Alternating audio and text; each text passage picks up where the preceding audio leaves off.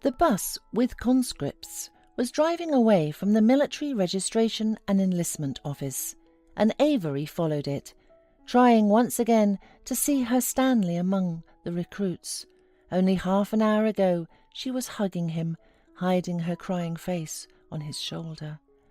"Stanley, how will I be without you? I thought it wouldn't happen so soon. What if something happens to you?" "Avery, honey, time will pass quickly. I'll serve my time and come back. Nothing will happen to me. Don't think about it. Everyone serves and comes back alive and healthy. I'm not going to the war." And then the bus disappeared around the corner. Avery stood a little longer and then walked quietly home. The days passed slowly. A month, another, a third. Avery occasionally called Stanley, saying how much she missed him, and waited, telling him briefly about the news. But she was silent about the fact that recently, while hanging out with her friends in the park, she had met Dennis. Reckless and daring, Dennis was fond of night street racing. He knew how to impress girls, and Avery herself did not notice how she gave in to his irrepressible energy and charm. However, she did not forget about Stanley, and did not allow herself anything extra, forcing herself to believe that Dennis was just a friend. And Stanley served and had no idea that he was not alone in Avery's heart, and that he was moved by a handsome adventurer who had recently appeared in his hometown. One day, Paul, one of Stanley's fellow soldiers, received a short text message from his girlfriend, saying that she would not wait any longer. The guy snapped, broke the phone in a rage, trampling its shards, and headed for the exit from the barracks. But Stanley, who was nearby, held him back. "Wait, where are you going? Do you want problems? You can't prove anything to her, and why do you need her if she can't wait just a year?" "Are you that smart? Of course, you're not the one who got dumped." "Yes, not me, but you'll meet your one and only too." "You too? Have you met already someone?" "Yes, and she will wait for me no matter what happens to me. We've been dating for 3 years. I'm sure of her." "You know, I've known my girlfriend since high school, and yours won't wait for you either." "Are they all like that?" said Paul bitterly, and then suddenly an idea popped into his head. "Well, let's check it out. Write to her that you're in the hospital, that you can't go any more. And if she'll support you, come or just wait, I'll know that there are normal girls out there." "What? Are you scared?" "So you don't believe her?" I'll call tonight. You'll be there to hear for yourself, but in the morning I'll call her and tell her I was just checking." Avery heard the call and saw that it was Stanley. "Stanley, honey, hi, how are you?" "Wait, Avery, listen to me carefully. I've been in the hospital for 2 weeks now. The doctors say I'll never be able to walk. You know?" "Stanley!" Avery's voice trembled and interrupted. "What happened?" He, hearing her crying, wanted to reassure her and tell her it was a silly joke, but Paul was standing next to him, and Stanley was silent. And then he turned off the call. In the morning, their unit was put on alert for military exercises, and Stanley just forgot about the fact that he wanted to call Avery. The phones were left in the barracks. When, 3 days later, they returned to the barracks, Stanley saw that there were several calls and texts from Avery. He dialed as soon as he got a chance. He wanted to tell her right away about his terrible deception, but Avery asked him not to interrupt. "Stanley, I've been thinking for a long time, you know. I don't know how to tell you. I'm young, and you don't need a girlfriend now. You need a nurse. And also, Stanley, I met a guy. I hope that someday you'll understand and forgive me. Stanley, I will always remember you. But you should forget me." Avery broke off the call, and Stanley never had time to admit to her that it was a test and that she didn't pass it. Stunned by what he heard, he looked up and saw Paul standing in front of him. He practically heard everything, so he walked over and put his hand on his friend's shoulder. "I'm sorry, Stanley. I'm sorry, Stanley. I shouldn't have challenged you to that bet." "Nah, it's all right. Thanks to you, it turns out I was on the edge of the hole, and you held me back. Still, you're wrong. We will definitely meet decent girls. I'm convinced." After serving in the army, Stanley and Paul stayed to serve under contract. They had been in a hot spot together, where they helped each other out more than once and became closer than brothers. During one battle, Stanley pulled out of the burning car not only Paul, but also his platoon leader, and was awarded for that by the government. A year later he was wounded and put out of commission and spent time in the hospital, where he met Thora, a nurse who had been taking care of him for several months. She literally put him back on his feet, giving him back not only his nearly lost health, but also his trust in the faithfulness of a woman's heart. A year later, they were married. Thora was expecting a child and was very happy. Doctors promised that she would have twins. Stanley carried his wife in his arms, pampered her as much as he could, and knew for sure that now everything would be fine in his life. One day, Paul called Stanley. He was trying to organize a security agency and needed a partner. Stanley willingly supported his friend's idea. Not 2 years later, their business began to thrive. They expanded the sphere of their activity and, on a charitable basis, opened sports sections for children from poor families. Such activities did not remain without the attention of the city authorities, and Paul and Stanley received their support for each of their projects. One day, Stanley had the idea of opening a sports centre in his hometown. He went there, talked over all the details with his partners, and was about to return home to his family. The plane was a few hours away, and Stanley decided to take a walk in the park nearby to remember his youth. In one of the alleys, he bumped into a woman who seemed familiar. She was wheeling a wheelchair in front of her with a 7-year-old child in it. They passed each other when suddenly she turned around and looked at him in wonder. He, feeling her gaze, also turned around. Stanley could not believe his eyes. It was Avery, and she, bent over, as if from a blow, turned and walked away. Stanley stood, looked after her, and then quickly caught up with her. They said hello, and there was an awkward silence. "You've recognized me." "Yes. Is this your son?" "Yes, my son. His name is Walter." Stanley squatted down and held out his hand to the kid. "Well, hello, Walter." The boy shook his hand timidly and asked, "Nice to meet you. What's your name?" "I'm Stanley. An acquaintance of your mother." For some reason he couldn't pronounce the word friend. "Let me buy you an ice cream. What kind do you like most of all?" Before Avery could even agree, Stanley himself wheeled the stroller with the kid to the nearest street cafe, ordered, and while the boy was enjoying the ice cream, he asked Avery how she was doing. "You can see for yourself," the woman said sadly and adjusted the collar of her cheap shirt. "And you, I see you're doing well. You're on your feet. I'm sorry about the phone call. It was a stupid joke. I know your mother told me later, but I couldn't change anything because I was already pregnant. I never married Dennis, after all. He had countless women like me.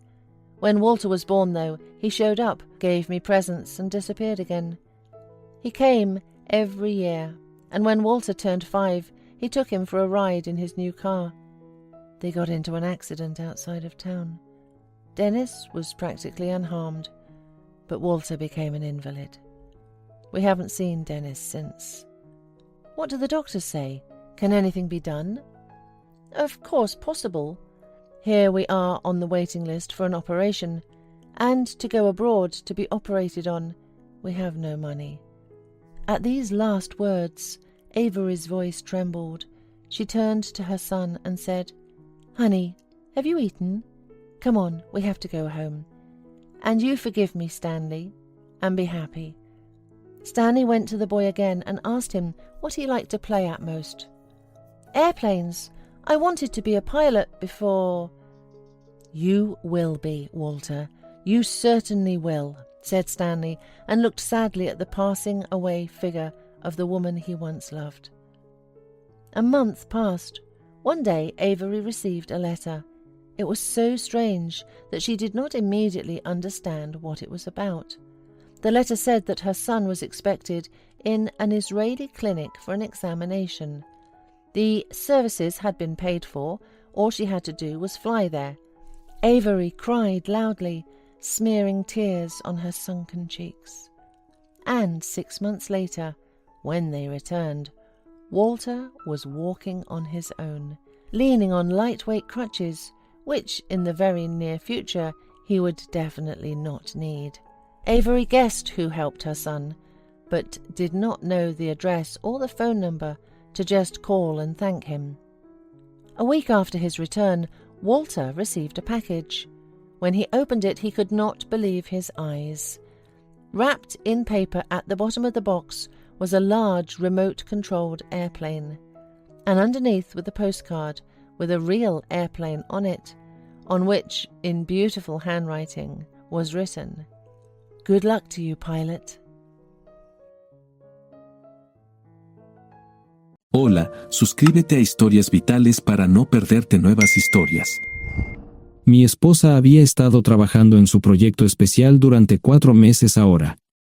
No era su proyecto personal, pero ella era la persona principal y responsable de su éxito. El proyecto estaba diseñado para salvar a su empresa, Bixler Enterprises. Los últimos 4 meses habían sido difíciles porque se vio obligada a trabajar duro.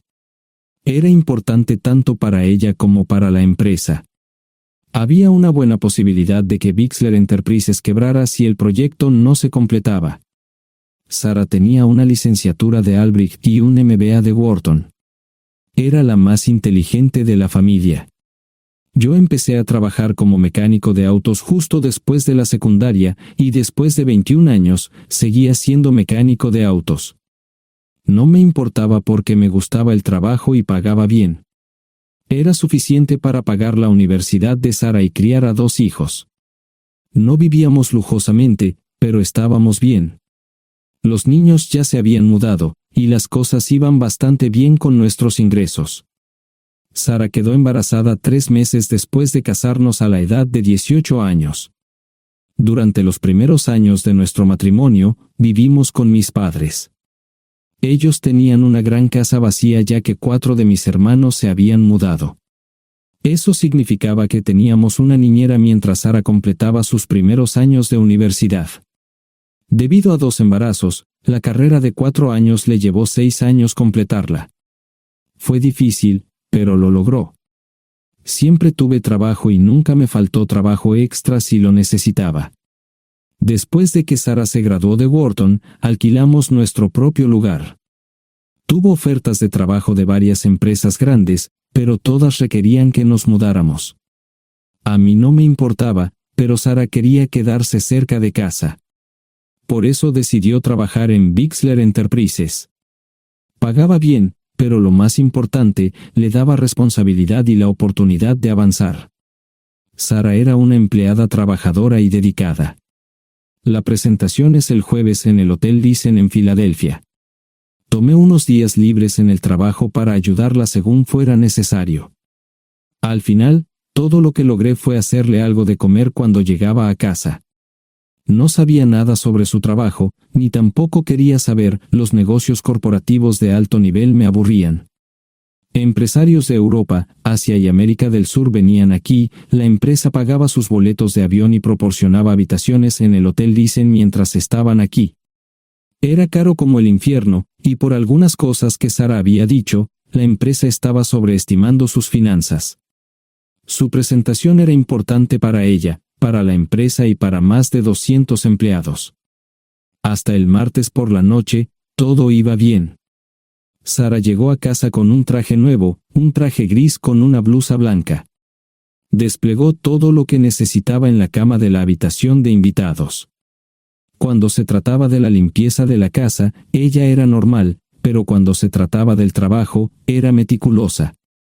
No entendía por qué necesitaba sacar su ropa interior de lujo, pero no dije nada. Además de su traje para la presentación, tenía varios vestidos de cóctel lindos para eventos sociales antes y después del evento. Siempre había evitado tales eventos, pero me sentía obligado a ir con ella si ella quería que lo hiciera. Me agradeció la oferta, pero dijo que no era necesario. Todos los materiales y equipos que necesitaba estaban guardados ordenadamente en el maletero de su Volvo. Antes de salir del trabajo, ella misma conducía el coche para asegurarse de que todo estuviera en perfectas condiciones. Tenía todo el día miércoles para prepararse y toda la noche del miércoles para socializar con sus invitados. Sara era tan buena en lo que hacía que sentía que habría sido mejor si simplemente me hubiera mantenido alejado de ella. Finalmente, había terminado. Lo había revisado y vuelto a revisar todo. Todo lo que necesitaba ahora era una ducha caliente y una buena noche de sueño. Supongo que mi error fue que empecé a revisar sus cosas después de que Sara comenzara a ducharse. Pensé que estaba ayudando, pero resultó ser lo contrario.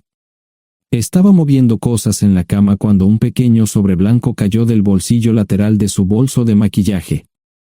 Una carta de una farmacia, pero no del tipo que solemos usar. Dentro había 10 pastillas.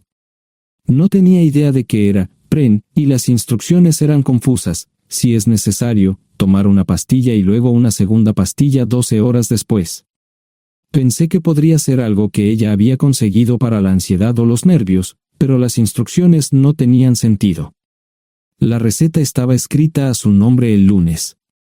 Volví a poner el sobre en su lugar mientras ella terminaba de ducharse. Decidí que quería saber más sobre Pren antes de contarle sobre ello. Por supuesto, si lo mencionaba, significaría que estaba revisando sus cosas. Odio los dilemas. Mientras Sara se preparaba para dormir, fui a nuestro ordenador doméstico y busqué. 10 minutos después, me uní a mi esposa bajo las sábanas. Pasé toda la noche despierto, preguntándome por qué mi esposa había recogido una receta para la píldora del día después, especialmente después de que me hicieran una vasectomía hace 10 años. A la mañana siguiente, me levanté temprano, pero no estaba descansado. Di un largo paseo, esperando que despejara mi mente. Me dirigí hacia casa con reticencia, temiendo lo que podría hacer o decir cuando llegara allí. Mi hijo Joe se unió a la Marina después de la escuela secundaria y estaba en su primer año en San Diego. Nuestra hija Gloria se casó con su amor de la infancia el año pasado y acababa de mudarse a Dallas. Eso dejaba solo a Sara y a mí. Echaba de menos a los niños, pero esperaba envejecer con mi esposa. Ella era la única mujer que me había interesado, y ahora todo estaba. Si Sara estaba teniendo una aventura, lo ocultaba bien. Por supuesto, nunca la vigilé. Nunca miré sus correos electrónicos o llamadas telefónicas. No tenía razones para hacerlo. No tenía forma de saber qué estaba haciendo en el trabajo o después del trabajo. Confiaba en ella completamente. Ion, ¿dónde demonios has estado? ¿Quieres huevos o algo? No, solo café. No me sentía con muchas ganas de hablar. ¿Qué pasa, cariño? Solo son 3 días. Puedes venir si quieres, pero te aburrirás como una ostra. No, realmente no quiero ir, pero odio dejarte sola. Me preocupo cuando no estás aquí. Es muy dulce, querido, pero estará bien. No voy a salir del hotel en todo este tiempo. Pasaré la mayor parte del día asegurándome de que la sala de conferencias esté lista, y esta noche tendré una agradable charla con nuestros posibles clientes. Mañana, probablemente ni siquiera tendré la oportunidad de ir al baño. Llegaré a casa lo más temprano posible el viernes, te prometo un gran fin de semana si sabes a lo que me refiero. Todo eso suena bien, pero no puedes culparme por preocuparme. Soy un mecánico de autos, y tengo una esposa hermosa y exitosa. A veces tengo la sensación de que estás menos interesada en mejorar nuestra situación familiar que en avanzar en tu carrera. Detente, maldita sea, Ion. Siempre he respetado lo que haces para ganarte la vida y nunca he insinuado lo contrario. Criaste a 2 grandes niños y me pusiste a través de la universidad. Eres un gran esposo, un gran padre y un buen proveedor, y nunca olvides eso. Terminé mi café mientras ella recogía la mesa. ¿Quieres que te llame? No, no es una buena idea. Tendré el móvil apagado, y voy a apagar el teléfono de la habitación por la noche para poder dormir. Te llamaré siempre que pueda. La ayudé a cargar el coche, era tan meticulosa con eso como con todo lo demás. Trabajando, le llevaría 3 horas llegar al Hotel Lysen. Me quedé en el porche y la vi marcharse. No me molesté en preguntarle por las pastillas. Pasé el resto de la mañana en el porche. No recuerdo haberme preocupado tanto como ahora. Me sentía pequeño e insignificante. Me sentía fuera de mi liga. Era un tipo de pueblo con un trabajo mediocre y una esposa exitosa. Era una combinación equivocada. Debería haberlo notado antes. Me sentía estúpido. El mejor traje que tenía era una chaqueta azul y un par de pantalones. Al menos tenía algunas corbatas, aunque tenían 10 años de antigüedad. Acababa de terminar de vestirme cuando sonó el teléfono fijo. Oye, cariño, solo quería avisarte de que llegué bien. ¿Tuviste un buen viaje? Supongo que el tráfico no estaba demasiado denso. Estuvo bien. Te llamaré esta noche. Ahora tengo que irme. Estoy en la habitación 714, Sara. Puedo estar en casa de mis padres o en la de mis hermanos esta noche si quieres llamarme a mi móvil. De acuerdo. Suena el teléfono móvil. Te quiero, tengo que irme. Me tomé mi tiempo para llegar a Filadelfia. No fui directo al Lysen, primero me detuve y compré un filete con queso. Prometí hacer una larga noche. No estaba seguro de qué iba a hacer. Estacioné en el garaje del hotel y simplemente esperé. Tarde o temprano, tenía que entrar en el hotel. Simplemente no podía decidir cuándo hacerlo. El sonido de mi teléfono celular me ayudó a tomar mi decisión. Ion, solo quería avisarte de que todo se ha arreglado. Ahora voy a bajar para encontrarme con algunas personas y cenar. No olvidaste nada, ¿verdad? No, todo está bien. Tengo todo en mi habitación para mañana. ¿Necesitas algo? No, Ion, relájate. Voy a apagar mi teléfono. Te llamaré mañana por la mañana. ¿De acuerdo? Ríe, diviértete. No es divertido, Ion, es trabajo. No parecía estar demasiado fuera de lugar. El vestíbulo, el restaurante y las salas de conferencias estaban llenos de gente, así que pude pasar desapercibido. Había un folleto pequeño y bonito que mostraba el diseño de todas las habitaciones del hotel.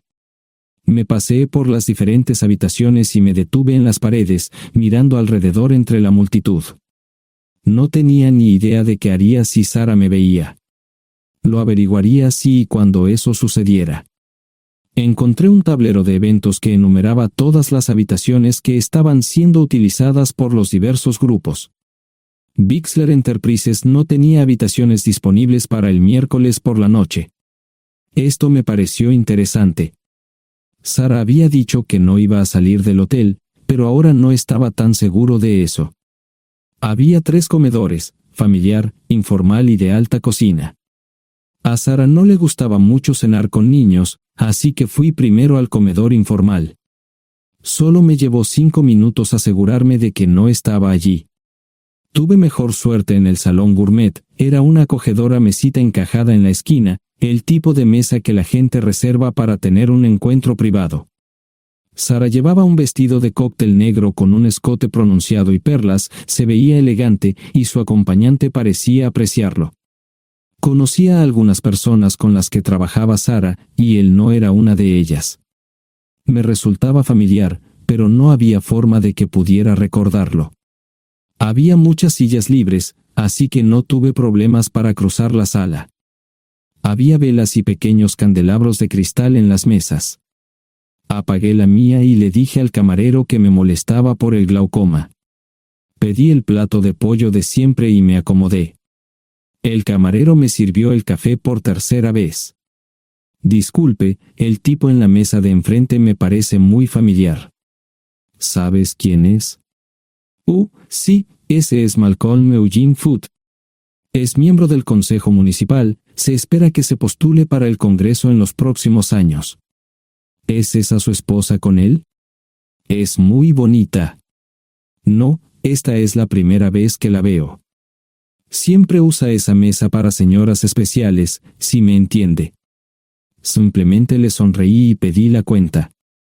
Nunca había visto a Sara tan sensual con un hombre antes. Parecía captar cada palabra que decía, como si fuera Dios o algo así. No estaban haciendo nada inapropiado, pero tampoco era platónico ni profesional. Cuando me fui, estaban terminando su segunda botella de vino. Ahora entendía por qué se había llevado su lencería elegante. Me acomodé en una esquina del vestíbulo para que no me vieran. 10 minutos después, salieron del restaurante. Ella le tomaba la mano mientras caminaban por el vestíbulo hacia el ascensor. Observé cuidadosamente los indicadores de piso. Que el ascensor se detuviera en el tercer piso era una buena señal, significaba que no lo había llevado a su habitación. Era una mala señal cuando el ascensor no llegaba al séptimo piso, significaba que ella fue a su habitación. Por si acaso me equivocaba en algo, me senté en el vestíbulo y observé el ascensor durante 1 hora. La gente entraba y salía, pero Sara no estaba entre ellos. Saqué mi maleta vacía del coche y me dirigí al mostrador de recepción. Aunque podía demostrar que era su esposo, me costó trabajo conseguir una tarjeta llave. Se dieron después de llamar a la habitación, pero nadie respondió. Finalmente, estaba en camino a la habitación 714 con la tarjeta llave. Ni siquiera encendí las luces al principio, simplemente me senté en la oscuridad de la habitación durante más de 1 hora. No fue difícil asegurarme de que no regresara a la habitación. Primero, empacé todas sus ropas y pertenencias personales. No dejé nada atrás. Revisé el paquete de Preven, todavía quedaban 10 pastillas en el tocador. De manera muy ordenada, estaban todos los artículos que necesitaría para su presentación al día siguiente. Comencé a llenar la maleta. Había 24 carpetas promocionales especialmente encuadernadas y otras 20 carpetas regulares, todas ellas fueron a la maleta. Un proyector digital fue lo siguiente, seguido de una computadora portátil. Tomé su bolso y su celular, que había dejado en la habitación, todo lo que tenía consigo era un bolso de mano y probablemente un tubo de lápiz labial. Di una vuelta por la habitación tan cuidadosamente como lo hizo ella para asegurarme de no perder nada. Una vez satisfecho, dejé las llaves del coche y mi anillo de bodas en el tocador. Aparte de esos 2 objetos, la habitación estaba completamente vacía. El ascensor se dirigió directamente al estacionamiento, no tuve problemas para llevar 2 maletas, y 20 minutos después, estaba en la autopista rumbo al norte. Pasaban las 3 de la madrugada, no tenía idea de que había pasado tanto tiempo. 1 hora o 2 después, sonó mi teléfono celular, la identificación de llamadas mostraba el número del Listen. ¿Ion? Sí, ¿dónde estás? Estaré en casa pronto. Eso fue todo lo que dije, hubo silencio en el otro extremo de la línea. Los vendedores tienen un viejo dicho, el primero que habla pierde. Pareció una eternidad antes de que ella hablara. Ion, lo siento. No preguntó nada y simplemente colgó. Apagué mi teléfono, era obvio que había regresado a su habitación. Más tarde ese día, Tenía que dar una presentación que salvaría a su empresa y le daría un ascenso. Metí las maletas en el desván del garaje. Sara nunca iba allí y nunca pensó en buscar algo allí. Por supuesto, en este punto, estoy bastante seguro de que no importaba. Primero, recogí todas mis ropas y pertenencias personales. La mayoría de los hombres tienen sus propias herramientas, generalmente es un requisito para el trabajo. Pasé por la tienda, cargué las mías en el Subaru y recogí mi último cheque de pago. Para entonces, los bancos ya estaban abiertos, no tuve que hacer ninguna manipulación financiera complicada. Simplemente retiré todo el dinero de mis cuentas. Almorcé en Hagerstown, Maryland. Tenía suficiente dinero para vivir durante unos años, pero sabía que estaría buscando trabajo muy pronto. Sara y yo éramos parecidos en eso de que a ambos nos encantaba trabajar. La voy a extrañar. Pasé un par de horas en las cuevas del Uray y alquilé una habitación cerca de Whitewell. No tenía idea de qué iba a hacer. Era sábado, y me encontré sentado en el acuario de Chattanooga, observando la naturaleza que nunca había visto antes. Pasé unas horas simplemente relajándome y decidí que era un buen lugar para estar. Compré un pase anual para el acuario y, para la hora de la cena, tenía un lugar donde quedarme. Era un remolque móvil en el parque, pero estaba amueblado y era económico. No necesitaba mucho. La primera cosa que haría el lunes por la mañana sería conseguir un trabajo. Un buen hombre de mantenimiento siempre puede conseguir un trabajo, especialmente si está dispuesto a trabajar duro. Podría permanecer discreto hasta que fuera el momento de renovar mi licencia de conducir o las etiquetas del coche. Me preocuparé por eso cuando llegue el momento. El domingo por la tarde, llamé a Gloria. Me sentí obligado a informarle sobre lo que estaba sucediendo, pero Sara ya se lo había contado.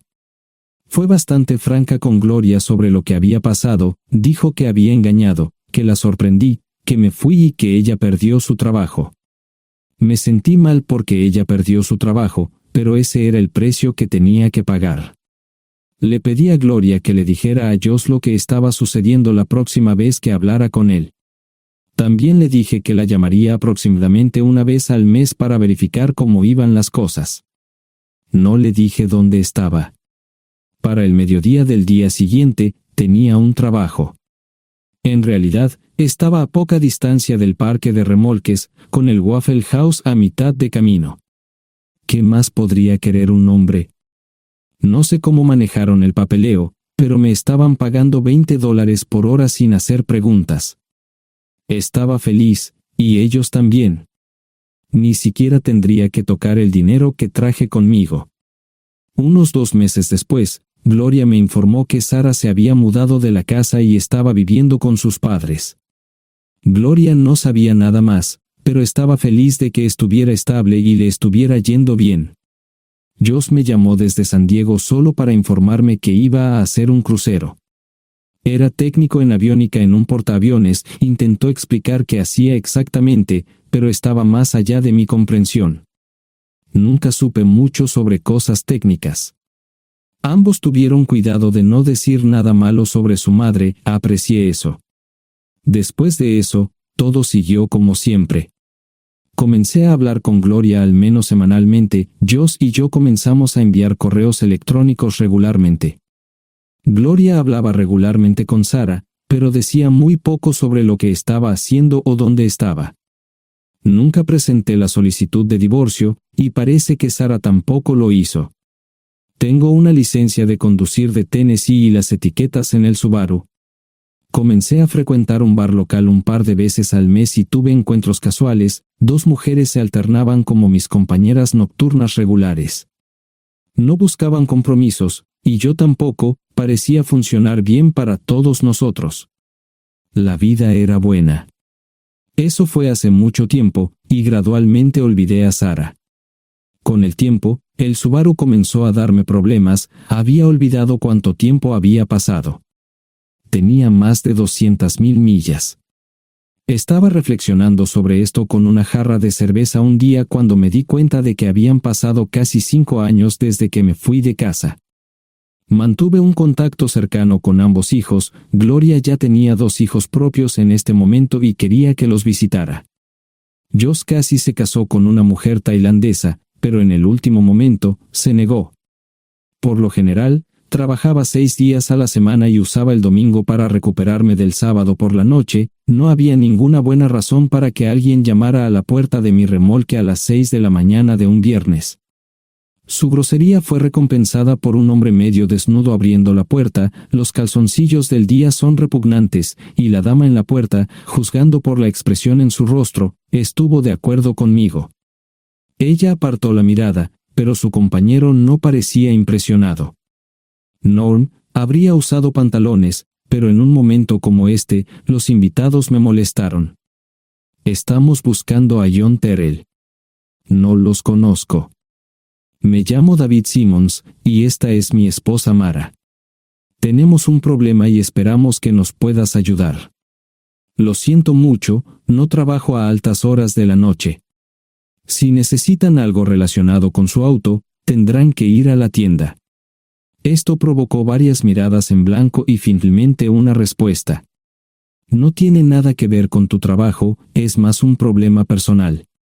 ¿Podemos entrar? El interior del remolque lucía desordenado, rara vez tenía invitados, así que rara vez lo limpiaba.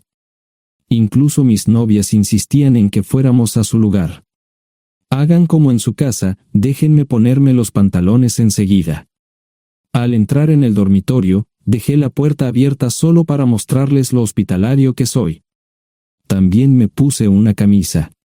¿Les gustaría tomar café? Solo tomará unos 10 minutos. Aparté algunas cosas del sofá para que pudieran sentarse. No hubo respuesta a la pregunta del café. Tenemos una hija adoptiva de 4 años y otra de 2 que necesita un trasplante de médula ósea, y esperamos que nos puedas ayudar. Estamos dispuestos a pagarte si es necesario. ¿Con mi médula ósea? No, queremos usarla y estamos dispuestos a compensarte por cualquier inconveniente. Creo que quieren comprarla. Estaba actuando como un listillo, y de repente me di cuenta de ello. Estas personas eran serias, tenían un problema real y estaban buscando ayuda. Lo siento mucho, no quise interrumpir. Por favor, continúen. Nuestra mejor oportunidad de encontrar un donante es un familiar cercano. Eres nuestra mejor esperanza. Mira esto. No quiero ser un grosero, pero creo que se equivocaron de persona. ¿Cuándo nació su hija? Cumplirá 5 años en julio. Marche Simmons habló por primera vez, y sonó sincera. Odio ser el portador de malas noticias, pero me hice una vasectomía hace 15 años. No hay forma de que pueda ser su padre. ¿Por qué tu nombre estaba en el certificado de nacimiento? No puedo responder eso, tal vez deberían preguntarle a su madre. Esa afirmación fue recibida con silencio. Sentí pena por estas personas, pero no sabía cómo ayudarles. ¿Cuál es el nombre de la madre? Sarah Lise Terrell. No encontraba las palabras. Tal vez no debería haber tomado esas malditas pastillas de ella, por supuesto, entonces esas personas no tendrían una hija en absoluto. Todo lo que pensaba que había superado el dolor, y aquí está de nuevo, viejos recuerdos de mi esposa teniendo relaciones sexuales con ese maldito político de Filadelfia. Estaba empezando a olvidarlo todo, y ahora estaba de vuelta. Maldita sea. Ahora entiendo y pido disculpas por mi grosería e insensibilidad. Haré todo lo que esté en mi poder para ayudarles. En primer lugar, porque no puede Sara hacerse un trasplante de médula ósea. Médicamente, no puede. ¿Por qué no?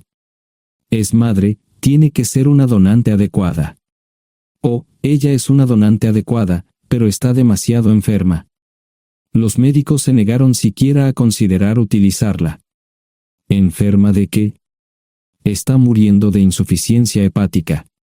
Le quedan menos de 6 meses de vida. Esto no tiene sentido. Siempre ha estado perfectamente sana.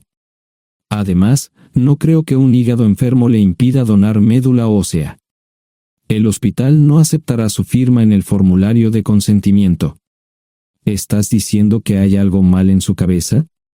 Ambos me miraron en silencio, sabían la respuesta, pero no querían decirlo. En ese momento, no quería que se sintieran aún más incómodos. Hace 10 minutos, no me importaban, pero ahora sentía que tenía que protegerlos y ayudarlos. ¿Cómo sucedió esto? ¿Podría alguno de mis hijos ayudar? Quizás, pero pensamos que eras nuestra mejor esperanza. ¿Por qué no van tras su padre, su verdadero padre? Pensamos que eras tú. No tenemos ni idea de quién más podría ser. Sara no nos dijo nada sobre otro posible padre. De hecho, ella no estaba en condiciones de explicar nada, agregó Mara. Obtuvimos la mayoría de nuestra información de la agencia de adopción. Tuve que preparar café y hacer pis, permítanme un momento. Dejé a mis invitados sentados mientras preparaba el café. Solo tomó unos minutos. Mientras se preparaba, fui al baño, algo que necesitaba hacer urgentemente. Traté de ser discreto, ya había avergonzado lo suficiente a Mara. ¿Dónde viven? En Westchester, Pensilvania. Les haré una oferta. Si les digo quién es el verdadero padre de su hija, deben prometerme que lo perseguirán sin descanso hasta obtener lo que desean. ¿De qué estás hablando? El padre de su hija es un político prominente en Pensilvania. Por supuesto, negará todo y probablemente les proporcionará documentos legales para detener sus esfuerzos. Si acuerdan presionar lo suficiente para que él admita que la niña es suya, podrán avergonzarlo y obligarlo a hacerse un trasplante de médula ósea. Eso es lo que quieren, ¿verdad? Sí, claro, pero ¿cómo hacemos eso? No lo sé. Soy mecánico. Trabajo con metal para ganarme la vida. Creo que la mejor manera sería utilizar la televisión, la radio y los periódicos. Los políticos harán cualquier cosa para evitar una mala publicidad. ¿Tienen amigos que puedan ayudar? Bueno, ahora ambos estaban sonriendo. Debo haber dicho algo que les dio esperanza. Creo que podemos hacer esto. ¿Quién demonios es él? Malcolm Eugene Foote. Se postula para el Senado de los Estados Unidos. Apuesto a que hará cualquier cosa para evitar una mala publicidad. El café estaba listo, pero David y Marshall no podían esperar para llegar a casa. Antes de irse, les dije cómo ponerse en contacto con Gloria y Josh en caso de que los necesitaran. Estaba seguro de que ayudarían. También les pedí que me dijeran dónde estaba Sara. Probablemente estaría en Pensacola antes de que ellos regresaran a Westchester. Me corté el pelo y compré una camisa nueva.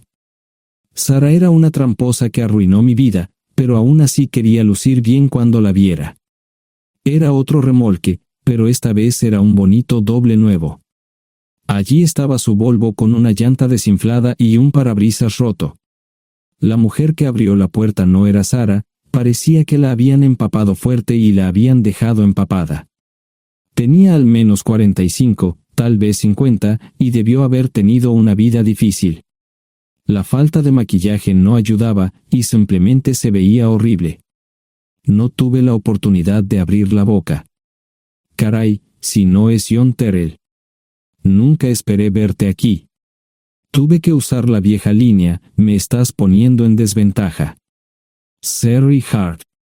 Pasa, entra. ¿Quieres una cerveza? No, pero gracias. Estoy aquí para ver a Sara. Sherry cruzó la habitación y se detuvo en el buffet del comedor. Aquí está, John. Mírala todo lo que quieras. Su mano señalaba una urna de latón que estaba en el centro del buffet vacío. Supongo que llegué demasiado tarde.